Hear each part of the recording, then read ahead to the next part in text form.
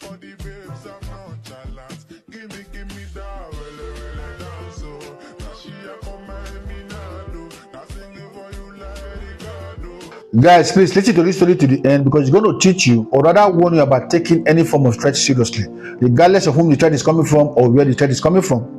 If you are being threatened by anybody, please take it seriously and report the matter to the police authorities, and also make the person know that threat has been documented with the police authorities. That may make the person have a rethink of whatever evil he or she wants to do to you. Because this beautiful young girl you are seeing at the school right now, and maybe she took her threat seriously and reported the matter to the police authorities prior to her death, maybe, just maybe, this beautiful young girl would have still been alive today. Her name is Deborah Moses, but she was popularly known as Deborah Porsche. She was 26 years old interior decorator from Benue State, that's north central part of Nigeria. She was brutally murdered by her ex-boyfriend, whom you are seeing his picture on your screen right now. His name is Lintes Ogali, popularly known as Lintes of Africa. He's a 34-year-old man from Otupo local government area of the same Benue State. According to some sources, they were both in a relationship for a very, very long time until sometime in 2023 when they broke up. They broke up on the ground that Deborah decided to quit the relationship. The reason she quitted the relationship is still very much unclear, but what is clear right now is that since that time they separated, this young man, Lintes, has been pleading and begging her for her to come back, but she refused because she has moved on. After so much time of begging and pleading, that was when it became clear to him that Deborah had actually moved on, and there's no indication that Deborah will come back to him. That was when he started threatening Deborah that if he cannot have Deborah to marry, nobody else would. He continued threatening Deborah with everything, hoping that Deborah would be scared and return to him, and in the long run, Deborah refused to do so. Deborah stopped picking his calls and went ahead to block him in all her social media platforms. And this young man went ahead and be calling Deborah with strange numbers. Any of the numbers Deborah noticed, Deborah would go ahead and block the number. At the point, Deborah stopped picking strange calls.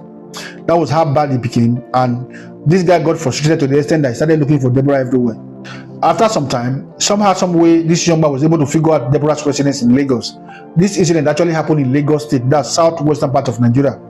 So on Wednesday, the 3rd of September 2025 at about 6 p.m., you wouldn't believe that this young man disguised himself as a dispatch rider to be able to enter the estate. When he did enter the estate, he met with the security men and told them that he has a package to deliver to a lady called Deborah. And the security men called Deborah about the package, and she told them that she was not expecting any package, that it could be a wrong address, and that was how she ended the call. And this young man also told the security men that he has other packages to deliver inside the estate, and that was how they allowed him enter the estate properly. While he was inside the estate, he was able to locate Deborah's compound, and he went ahead to park his bike somewhere and scale the fence to gain access into the compound. While inside the compound, he went straight to the backyard to locate the gas pipe that is connected to the cylinder and cut it off, hoping to blow up everywhere, but that didn't happen. He then went straight to the door and broke the door and forced his way inside the apartment and started attacking Deborah. At that point, it was not clear if they had some conversation before he started attacking her. But in the long run, he ended up stabbing her multiple times and she died. While all that were going on, Deborah was screaming for help. Before help would come, she had given up the ghost. But you won't believe that this man also stabbed himself to make it look as if it's a two-fighting thing. Thereafter, the security came around and got hold of him and later handed him over to the police authorities. So at the time of making this video, he's in police custody, though the police have not put out any statement concerning his own statement.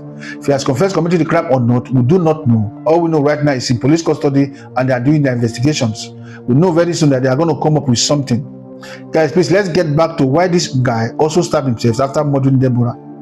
You want to agree with me that this is not the first time we have seen cases like this before. We have seen a whole lot of cases like this before. That is what they usually do when they know that they are going to put up a self-defense team much more later. That is the way they usually start. When a criminal, a suspect, murders his victim, they usually hurt themselves so that it will not look like a self-defense team, because at the long run, so that the court of law will not be able to pronounce a maximum penalty or a maximum sentence on a first-degree murder on them. That is the reason. And based on this, you get to understand that this guy actually knew what he did, because for him to have planned it all like this, that means you have seen a whole lot of people doing it and they have gotten away with it. For me, I just hope and pray that this case don't end up the way I'm thinking, because I've seen a lot. And one more thing, we are going to hear from some sources that it was this guy Lintes that sponsored this girl to her university level, but I don't know if that is correct. But if that is, doesn't mean that she owes this guy her life. Certainly not. Whatever transpired between two people, that doesn't mean that they have the right to take each other's life. That is it. Anyways, may her gentle soul rest in perfect peace once more. I just pray God Almighty grant the family the fortitude to bear this irreplaceable loss, because it's not going to be actually easy for them. So guys, do please help us like and share this video so that other people will see it and learn from it. See you next time.